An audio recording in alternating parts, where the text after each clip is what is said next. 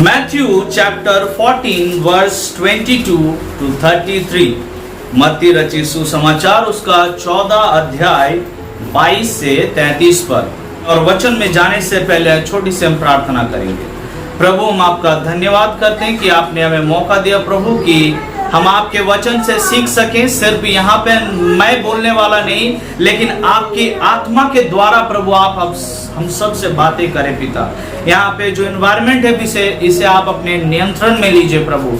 शांत करें सभी को, चाहे यहाँ पे बच्चे हो या बड़े हो प्रभु, सभी को आप शांत करें ताकि प्रभु अच्छे से रिकॉर्डिंग हो सके। और यहाँ पे जितने लोग बैठे हुए वे सब प्रभु आपके वचन से आज कुछ नया सीख सके, कुछ नया लेकर के जाए। वचन के सुनने वाले नहीं लेकिन उसका पालन करने वाले भी हम ठहरे। प्रार्थना यीशु मसीह के नाम से मांगते हैं, आमीन। और आज का मेरा जो सब्जेक्ट है वो है वॉकिंग ऑन द वाटर, पानी पर चलना।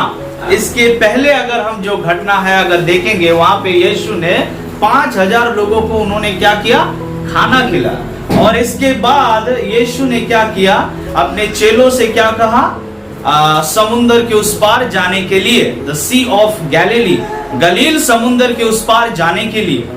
ठीक है, तो ये जो घटना है यीशु का पानी पर चलना या फिर वॉकिंग ऑन द वाटर, ये घटना आपको 3 सुसमाचार में आपको मिलेगा। मैथ्यू, मार्क और यूहन्ना रचित सुसमाचार। इन तीनों सुसमाचार में आपको ये जो घटना है आपको मिलेगा।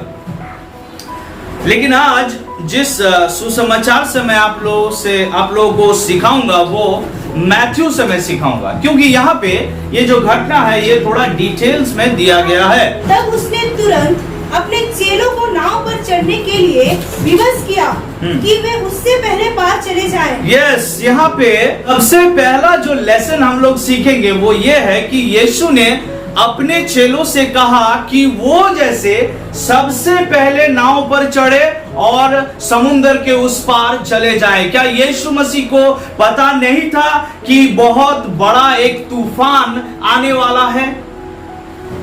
क्या यीशु मसीह को नहीं पता था कि समुद्र में तूफान आने वाला है? He is God, वो परमेश्वर है और उसे सब कुछ पता है। लेकिन फिर भी उन्होंने क्यों कहा कि तुम लोग पहले उस पार जाओ? यीशु ने अपने चेलों को विवश किया ताकि उनके चेले सबसे पहले समुद्र के उस पार जाएं। इसका अर्थ क्या है? यीशु मसीह उनके साथ जा सकते थे, यीशु उनके पहले उस पार जा सकते थे, लेकिन यीशु को सब कुछ पता होने के बावजूद भी यीशु ने क्या किया, अपने चेलों को अकेले नाव पर चढ़ने के लिए कहा और उस पार जाने के लिए कहा। क्योंकि यीशु मसीह चाहता है कि उससे पहले हम लोग उस पार पहुंचे। हमारे पास्टर्स, हमारे एल्डर्स नहीं चाहते हैं कि हम आगे बढ़े। मैं आपको बताना चाहता हूं, यीशु मसीह चाहते हैं कि हम आगे बढ़ें। आज मसीहत में बहुत बड़ा ये प्रॉब्लम है कि हम लोग एक दूसरे को सह नहीं पाते। हाँ, एक दूसरे का टांग खींचते हैं हम। मैं जब छोटा था तो और मैं जिस चर्च में बड़ा हुआ हूं, जिन चर्च में जाता था, वहां पे मैं अपने लीडर्स को देखता था कि वे लोग हमसे कहते थे, हर संडे वो लोग ये मतलब ये रटा बात वो लोग कहते थे पुलपिट से कि हम लोग चाहते हैं कि आप लोग आगे आइए, इस जगह को आप लोग लीजिए, लेकिन अगर आप वहां पे जाएंगे तो वहां पे आपको मौका नहीं दिया जाएगा, आपको वहां खड़ा होने के लिए परमिशन नहीं मिलेगा। लोग नहीं चाहते कि आप आगे बढ़े। ठीक है, आज शैतान सबसे ज्यादा क्रिश्चियंस के अंदर में काम कर रहे हैं। हम क्रिश्चियंस एक दूसरे को आगे बढ़ने नहीं देते, लेकिन यीशु चाहते हैं। उनको पता था कि ये लोग समुद्र में फंसेगा, ये लोग तूफान में अटक जाएगा, लेकिन फिर भी यीशु ने क्या किया, उन्होंने अपने चेलों से आगे बढ़ने के लिए कहा। यीशु पीछे रहा और कहा कि तुम लोग आगे बढ़ो, मैं तुम्हारे पीछे हूं, परमेश्वर चाहता है कि हम आगे बढ़ें। हमारे लोग चाहे या ना चाहे, हमारे एल्डर्स चाहे या ना चाहे, हमारे जितने भी आसपास में लोग हैं, चाहे आपको जितने भी रोकने का कोशिश क्यों ना करे, लेकिन यीशु मसीह चाहता है कि आप आगे बढ़ें। परमेश्वर का वचन कहता है कि वो तुझे सिर बनाएगा, पूंछ नहीं। क्या आपने पढ़ा इस वचन को? परमेश्वर चाहता है, सिर कहां पे है? ऊपर, प्रथम, है ना? परमेश्वर का वचन कहता है कि I am the alpha and omega, मैं ही शुरू हूं और मैं अंत हूं। एक बात बताइए, अगर परमेश्वर शुरुआत है और वो अंत है, ईश्वर यदि प्रथम है, তাহলে ঈশ্বর কি আমাদেরকে শেষে রাখবে? परमेश्वर क्या कहते हैं? वो अपने वचन में फिर से कहते हैं कि जो लोग যারা যারা লাস্টে আছে, যারা শেষে আছে, তারা কি হয়ে যাবে? आगे হয়ে যাবে। প্রথমে परमेश्वर हमें हर बार आगे बढ़ने के लिए कहते हैं, आगे उठाना चाहते हैं, हमें प्रथम स्थान देने के लिए चाहते हैं। मैं प्रिय भाइयों और बहनों सुनिए, अगर कोई भी व्यक्ति आपको रोकने का कोशिश करे, परमेश्वर अगर आपको बढ़ाना चाहता है तो कोई भी व्यक्ति आपको रोक नहीं सकता। आपको प्रथम बनाएगा परमेश्वर, आपको वो आगे भेजेगा, क्योंकि ही इज बिहाइंड यू, वो आपके पीछे है। और कोई भी शक्ति, कोई भी ताकत, कोई भी व्यक्ति इस दुनिया में चाहे कितने भी पॉलिटिक्स आपके साथ क्यों ना करे, वो आपको रोक नहीं सकता। और उसका उदाहरण मैं हूं। मेरे अपने लोगों ने मुझे जितना ज्यादा दर्द दिया है, और मेरे अपने लोगों ने, मेरे अपने जगह में, मेरे अपने लीडर्स ने मुझे इतना ज्यादा टॉर्चर किया है, लेकिन मैं आपसे कहता हूं कि अगर प्रभु यीशु मसीह अगर आपको आगे बढ़ाना चाहता है तो आपको कोई नहीं रोक सकता। आज मैं जिस जगह पे खड़ा हूं, ये उस खुदावंद यीशु मसीह का दया है। और अगर आप सोचते हैं कि मैं बहुत पीछे हूं और मुझे कोई नहीं देख रहा, मैं आपको कह रहा हूं, उस भीड़ में जक्कियास जो कि बहुत पीछे था, बौना था, है ना? बहुत भीड़, उसे कोई नहीं देखा, लेकिन मैं कह रहा हूं उस भीड़ में से यीशु मसीह ने उस व्यक्ति को चुना, उसके घर वो पहले गया। परमेश्वर आपको आगे बढ़ाना चाहता है, वो आपको प्रथम स्थान देना चाहता है, और आपको कोई नहीं रोक सकता। आइए हम लोग घटना में आगे बढ़ते हैं। उसके वह लोगों को विदा करके प्रार्थना करने को अलग पहाड़ पर चला गया। यस, अब लिखा है कि यीशु मसीह जो कि बहुत ज्यादा भीड़ के बीच में वो रहते थे, हर समय भीड़ क्या करता था? यीशु मसीह को घेरा हुआ रहता था। 5000 लोगों को खाना खिलाने के बाद ये लोग क्या कर रहे थे? ये जा ही नहीं रहे थे यीशु मसीह को छोड़ करके। कुछ लोगों ने तो ये डिसाइड कर लिया कि हम लोग क्या करेंगे, इसको राजा बना देंगे। अब यीशु मसीह भागने का प्लान कर रहे हैं। उन्होंने क्या किया? सबसे पहले अपने चेलों को जाने के लिए कहा, और अब यीशु मसीह जो कि ये चांस, एक सुयोग ढूंढ रहे हैं कि मुझे क्या करना होगा? मुझे प्रार्थना करना होगा। क्या यीशु मसीह का ये डेली रूटीन नहीं था? क्या यीशु मसीह डेली नहीं करते थे एकांत में प्रार्थना? करते थे या नहीं? हाँ, जी हाँ। वो सबके बीच नहीं करता, वो अकेला करता था।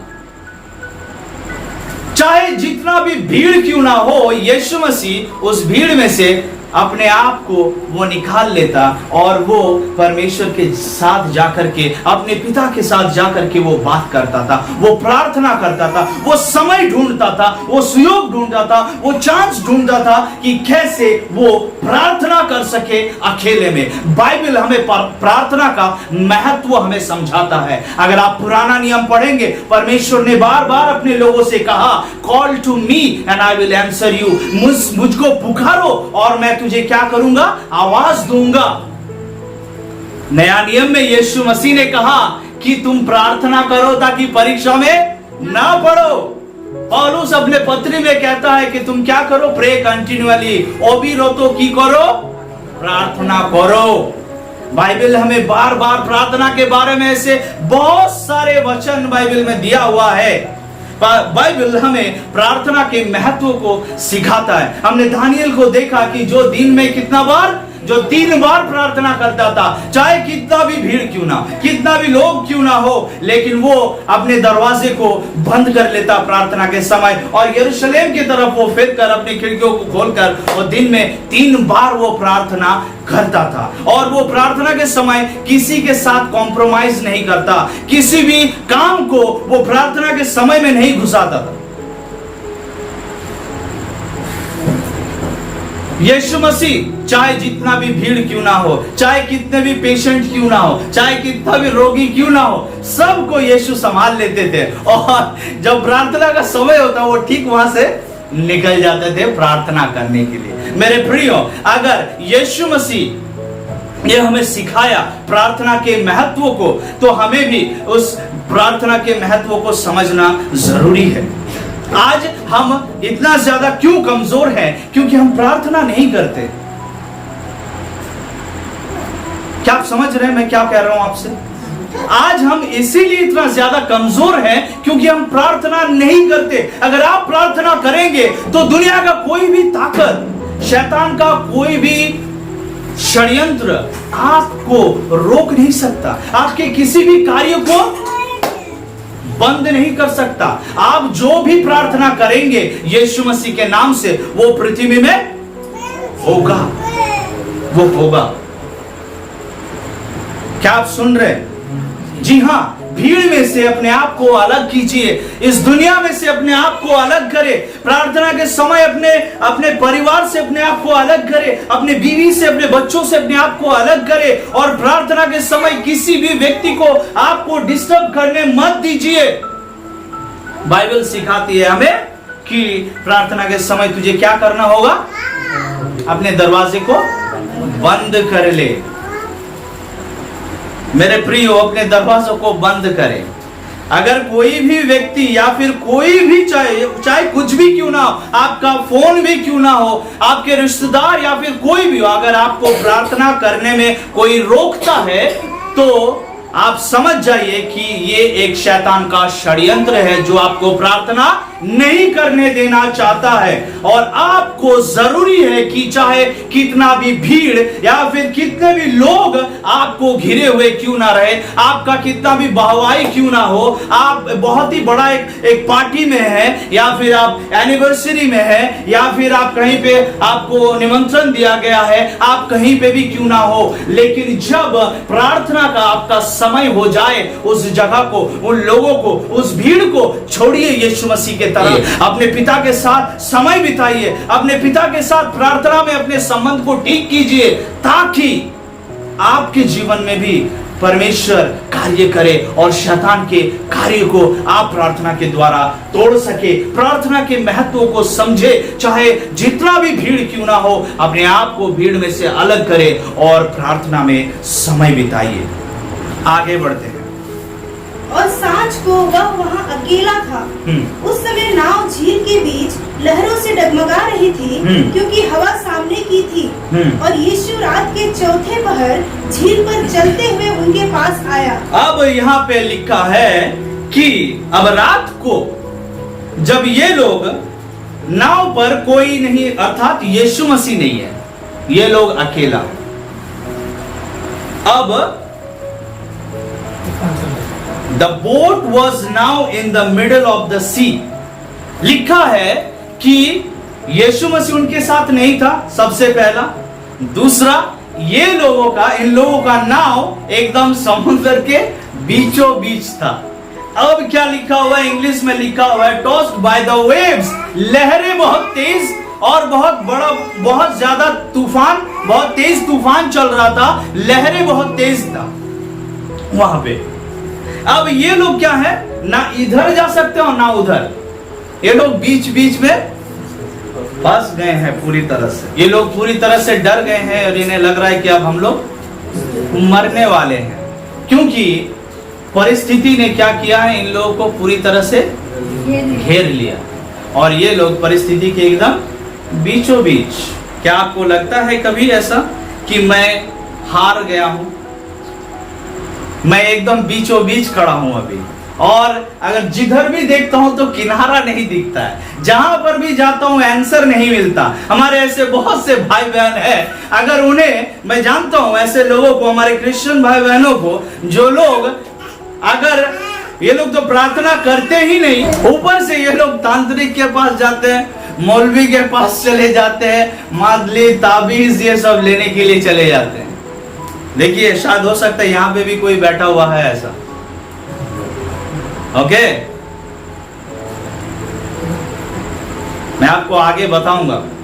शायद आपको आपके जिंदगी में ऐसा परिस्थितियों का सामना करना पड़े कि आप अकेले हैं। आपको लग रहा होगा कि यीशु मसीह आपके साथ नहीं है और आप बीचों बीच फंस चुके हैं, ना ही इधर और ना ही उधर जा पा रहे हैं। लहरें बहुत तेज हैं, समुद्र में बहुत ज्यादा लहर, बड़ा बड़ा लहर उठ रहा है, ठीक है। परिस्थिति रुकने का नाम ही नहीं ले रहा है, तूफान बहुत तेज है, आपको डर लग रहा है, आप क्या करेंगे, कोई आपको मदद करने वाला नहीं है। आपको डर लगता है एग्जाम से, जानी ना बाबा पास करबो ना फेल करबो। आपको डर लगता है अपने फ्यूचर को लेकर के, भविष्य को लेकर के, कि पता नहीं मेरा क्या होगा। आपको डर लगता है आपके बॉस से, ये जाने ना आज के ऑफिस से गेले আমাকে আমার বস অনেক হয়তো কথা শোনাবে, हो सकता है कि मेरा काम भी मेरे हाथ से जा सकता है। आपको डर लगता है दुष्ट आत्माओं से,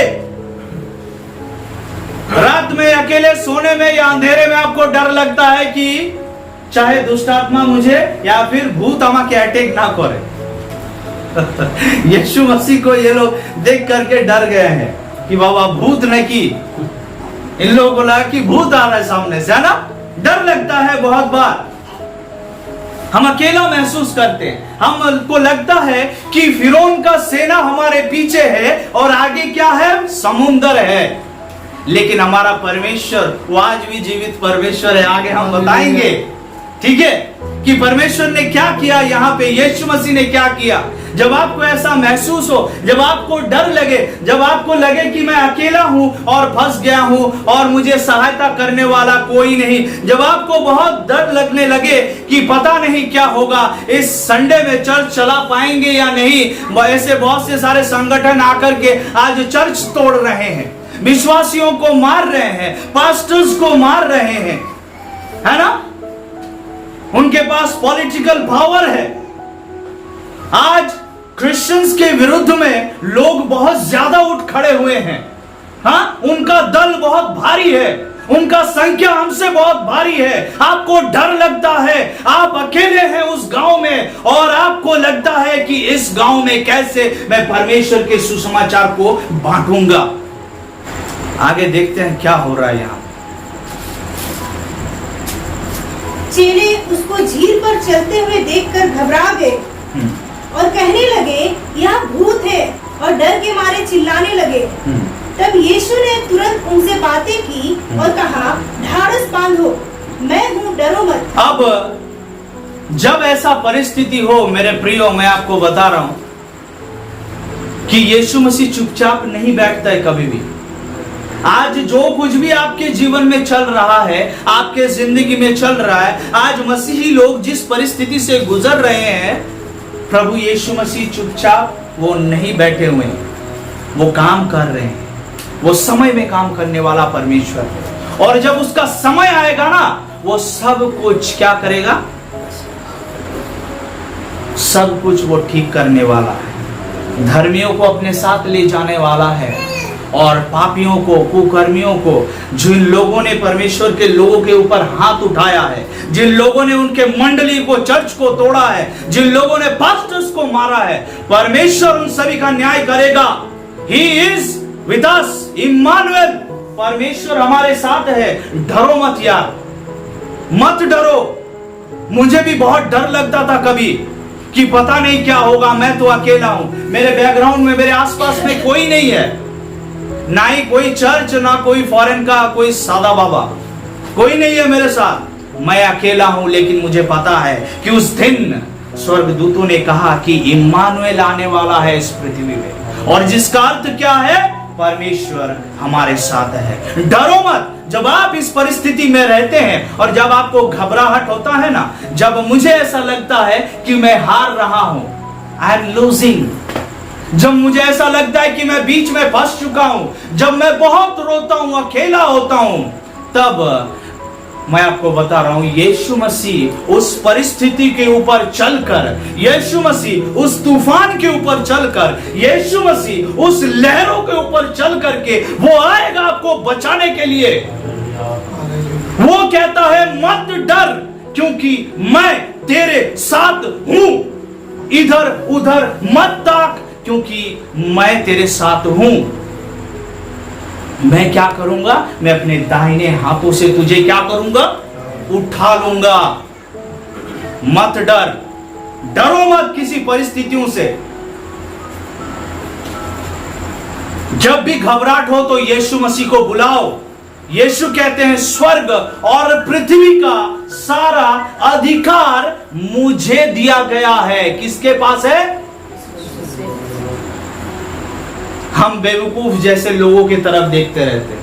वे लोग हमसे ज्यादा पावरफुल है, ये लोग हमसे ज्यादा ताकतवर है, ये लोग हमें क्या करेंगे? खत्म कर देंगे। बाइबल कहता है तुम मनुष्य से मत डरना, क्योंकि उनका ताकत बहुत सीमित है। वो लोग सिर्फ देह को नाश कर सकते हैं, लेकिन तुम परमेश्वर से डरो, क्योंकि वो देह और आत्मा दोनों का नाश करने वाला परमेश्वर। जब आप इस परिस्थिति में रहते हैं, परमेश्वर चुपचाप नहीं बैठता, वो चलकर आएगा। ठीक है? वो अपने वचनों के द्वारा आपको क्या करेगा? वो आपको मार्ग दिखाएगा। मत डर। और वो क्या करेगा? लिखा है आगे। पतरस ने उसको उत्तर दिया, हे प्रभु, यदि तू ही है तो मुझे अपने पास पानी पर चलकर आने की आज्ञा। पतरस ने कहा कि प्रभु यदि तू ही है। क्या आपको पता है कि पतरस ने ऐसा क्यों कहा? क्योंकि सुनिए, इस लाइन का अर्थ समझिए। पतरस ने क्यों कहा कि यदि तू है?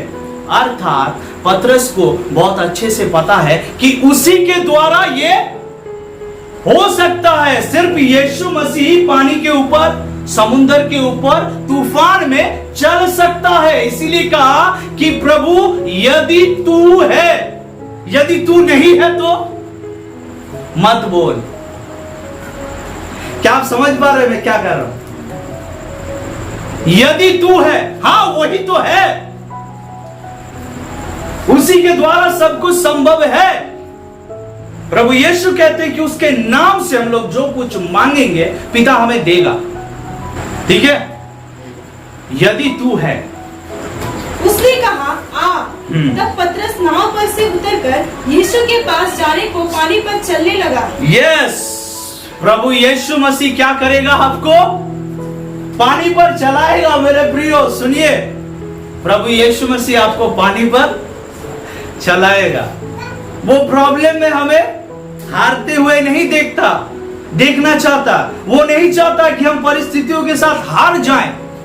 वो नहीं चाहता कि हमारे बैरी हमारे ऊपर उठकर खड़ा हो जाए। वो चाहता है कि हम विजयी जीवन जिए, पतरस की तरह, जहां पे बाकी 11 शिष्य डर रहे थे। लेकिन पतरस, उसने क्या किया? उसने कहा कि यदि तू है तो मुझे कह आने के लिए, और वो पानी पर चलने लगा। देखिए, जिससे आपको डर लगता है, परमेश्वर उसी डर का सामना करना आपको सिखाना चाहता है।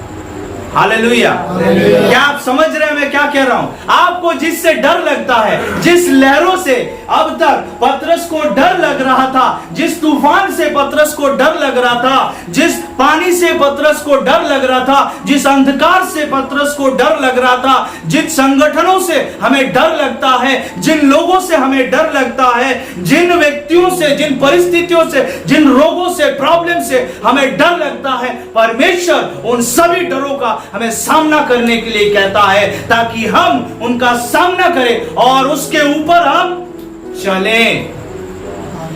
क्या आप चलना चाहते हैं? क्या आप चलना चाहते हैं? हालेलुया। आगे देखते हैं क्या लिखा है। पर हवा को देखकर डर गया और जब डूबने लगा हाँ। तो चिल्लाकर कहा, हाँ। हे प्रभु मुझे बचा। यीशु ने तुरंत हाथ बढ़ाकर उसे थाम लिया। अब क्या हुआ? पतरस अब तक वो ठीक ठाक चल रहा था पानी पर, लेकिन उसने क्या किया? उसने हवा को देखा, उसने आसपास को देखा, अपने आसपास में देखा। जब तक उसका आंख, जब तक उसका ध्यान, जब तक उसका मन, जब तक उसका हृदय, जब तक उसका जीवन यीशु मसीह के तरफ था, तब तक सब कुछ सही चल रहा था। लेकिन जब उसका आंख, पतरस का आंख दाएं और बाएं चला गया, वो डूबने लगा। हेलो, क्या आप सुन रहे हैं? आप क्यों डूबते हैं? क्योंकि आपकी आंखें, आपकी नजरें, आपका जीवन किधर है? लहरों के तरफ, आसपास, पड़ोसियों के तरफ, बुरे कामों के प्रति, परमेश्वर के तरफ नहीं। इसलिए आप डूब रहे हैं, इसलिए परिवार में समस्या, इसीलिए रोग, इसीलिए प्रॉब्लम, इसीलिए दर्द और तकलीफ। अगर आपका दृष्टि, अगर आपकी आंखें यीशु मसीह के तरफ है, मैं कह रहा हूं लहरों में इतना ताकत नहीं है कि यीशु मसीह के बच्चों को डुबा दे। Hallelujah, hallelujah. धन्यवाद प्रभु कि फिर से आपने प्रभु हमारे प्रार्थना को सुना और यहाँ पे फिर से एक बार इलेक्ट्रिसिटी गया। प्रभु मैं आपसे भीख मांगता हूँ खुदावंद यीशु, इन लहरों के ऊपर में प्रभु चलने के लिए हमें सिखाइए। हालेलुया। यहाँ पे मंडली प्रभु आपसे भीख मांगता है, फिर से एक बार हमारे प्रार्थना को सुनिए यीशु राजा, हमारे प्रार्थना को सुनिए प्रभु पिता। प्लीज इलेक्ट्रिसिटी को भेजिए प्रभु, प्लीज इस रिकॉर्डिंग्स को कंप्लीट करने के लिए मदद करें प्रभु। हम लोग आपको पुकारते हैं खुदावन, यहाँ पे इतना जन आपको बुला रहे हैं प्रभु, हमारे प्रार्थना को सुनने के लिए धन्यवाद। Hallelujah, hallelujah. Thank you Lord Jesus Christ. Hallelujah, धन्यवाद। आप लोग देख रहे हैं प्रभु हमें दिखा रहा है कि वो हमारे साथ है, वो हमें लहरों पे चलना सिखाना चाहता है। आज आप लोग यहाँ पर देख रहे हैं किस तरह से परमेश्वर कार्य कर रहा है। तुमरा देखते बच्चों, प्रभु जीशु को तो जीवन तो अगर आप इस तरह से सिर्फ यीशु मसीह की तरफ बुलाएंगे, अगर आप यीशु मसीह की तरफ देखेंगे, तो आप चल पाएंगे परिस्थितियों के ऊपर, लहरों के ऊपर आप चलेंगे। अगर आप बीमारों के ऊपर हाथ रखेंगे तो वो चंगा होगा, चाहे वो कैंसर हो, टीबी हो, या फिर कितना भी बड़ा प्रॉब्लम या रोग क्यों ना हो, वो ठीक होगा अगर आप यीशु मसीह के तरफ देखें। और अगर आप कैंसर के तरफ देखें तो आपको लगेगा कि और बचने का चांस नहीं है। अब निर्णय आपके हाथ में कि आप दाएं बाएं देखेंगे, आप लहरों के तरफ देखेंगे या फिर यीशु मसीह के तरफ देखेंगे। जी, जब तक आपके निगाहें यीशु मसीह के तरफ है, तब तक सब कुछ सही चलेगा। नाउ अब इसके बाद में एक और लेसन यहां से हम लोग जो सीखते हैं वो ये है, आपको क्या लगता है कि क्रिश्चियंस लोग कभी भी गिरते नहीं? क्या विश्वासी लोग, सॉरी क्रिश्चियंस बोलना गलत हो गया, क्रिश्चियंस अलग हो चुका है, विश्वासी के बारे में मुझे बात करना है। तो क्या विश्वासी लोग गिरते नहीं पास्टर? गिरते हैं ना? हाँ, क्या मैं नहीं गिरता हूं? क्या लगता है? यीशु मसीह हूं मैं, परफेक्ट। मैं भी बहुत बार गिरता हूं, जानते हैं, मुझसे भी बहुत गलतियां होता है, मैं भी बहुत बार गलत काम करता हूं, मेरे द्वारा भी बहुत सारे परमेश्वर के विरुद्ध में बहुत सारे मैं कार्य कर बैठता हूं। बहुत बार हम बहुत बार गिरते हैं। कोई भी व्यक्ति, चाहे आप मुझे या फिर आप टेलीविजन में जिसको देखते हैं, टीवी में देखते हैं, इतना अच्छा कोट पैंट पहनकर वो टीवी में आकर के प्रचार कर रहा है, लगता है आपको कि स्वयं यीशु मसीह बैठ चुका है। ऐसा नहीं है मेरे प्रियो, हर व्यक्ति से गलती होता है, हर व्यक्ति गिरता है पतरस की तरह, लेकिन यीशु मसीह हमारे साथ है। जब आप गिरेंगे तब वो क्या करेगा? आपको अपने दाहिने हाथों से उठाएगा। परमेश्वर का ये वादा है, वो आपको गिरते, जब आप गिरेंगे तो वो आपको क्या करेगा? संभालेगा। धार्मिक जन कतो बार पड़े? 7 बार। और वो क्या करेगा? फिर भी वो उठ खड़ा होगा। कौन उठाएगा उसे? प्रभु। आप गिरेंगे, आप घबराएंगे बहुत बार, आपको बेचैनी होगा, आपको डर लगेगा, आप डगमगाएगा आपका पैर बहुत बार, लेकिन यीशु मसीह आपके साथ है। वो आपके हाथ को पकड़ेगा, वो आपको उठाएगा। यू आर नॉट अलोन, आप अकेले नहीं हैं। परमेश्वर हमारे साथ है। Hallelujah, hallelujah. आइए हम लोग लास्ट वचनों को देख लेते हैं। जब वे नाव पर चढ़ गए तो हवा थम गई। इस पर उन्होंने जो नाव पर थे उसे दंडवत करके कहा, सचमुच तू परमेश्वर का पुत्र है। जब वो नाव पर चढ़ गए तो क्या हुआ? जब वो नाव पर चढ़ गए यीशु को लेकर के, तब क्या हुआ? सब शांत हो गया, है ना?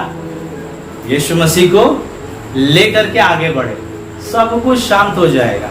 आज जितने भी भौंक रहे हैं, क्या आप सुन रहे हैं मैं क्या बोल रहा हूं? आज जितने भी भौंक रहे हैं आपके पीछे, उन सभी को परमेश्वर खुद शांत करेगा, अगर यीशु मसीह आपके साथ है। मैं आपको कह रहा हूं, आपके आसपास में बहुत से ऐसे लोग हैं जो लोग आपको बहुत परेशान करते हैं। मेरे आसपास में ऐसे बहुत से लोग हैं जो लोग मुझे बहुत परेशान करते हैं। और बाइबल खुद कहता है कि धर्मियों के जीवन में क्या होता है? विपत्तियां बहुत है। धार्मिक जीवन में विपद अनेक। भजन संहिता 34 अध्याय में ऐसा लिखा हुआ है, धर्मियों के जीवन में बहुत से ऐसे समस्याएं आते हैं, तकलीफ आते हैं, लेकिन उसके बाद लिखा है कि किंतु सदा प्रभु ताहाके से समस्त होते उद्धार करिबेन। परमेश्वर हमें उन सभी समस्याओं से, उन सभी प्रॉब्लम से क्या करेंगे? वो उद्धार करेंगे। जब तक परमेश्वर यीशु मसीह आपके साथ है, सब कुछ अपने समय में शांत होगा। धीरज धरे, घबराइए नहीं, क्योंकि वो खुदावंद यीशु मसीह हमारे साथ है। हालेलुया। परमेश्वर हम सभी को उसके पवित्र वचन के द्वारा आशीष